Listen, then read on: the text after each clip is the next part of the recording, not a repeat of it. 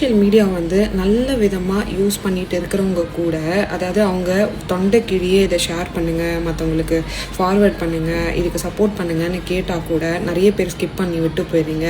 யாரெல்லாம் வந்து ஆக்வர்டாக ட்ரெஸ்ஸை போட்டுக்கிட்டு வல்கராக பேசிக்கிட்டு தப்பான போஸ்ட்டை போட்டுட்டு இருக்காங்களோ அவங்கெல்லாம் கேட்காமலே ஆப்வியஸ்லி எல்லோரும் ஷேர் பண்ணுறாங்க, அவங்களுக்கு சப்போர்ட் பண்ணுறாங்க, அவங்கள ஃபாலோ பண்ணுறாங்க.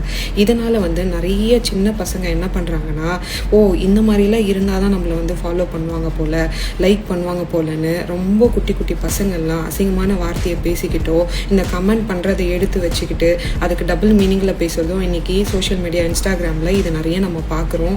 தயவு செஞ்சு அந்த மாதிரி நம்ம வந்து இப்போ ஃபாலோவர்ஸ் நிறைய வச்சுக்கிட்டு ரீச் ஆகணும், எல்லாருக்கும் தெரியணும்னு என்றைக்குமே நினைக்காதீங்க. அந்த மாதிரி ரீச் வந்து உங்களோட வாழ்க்கையை ஸ்பாயில் பண்ணிடும்.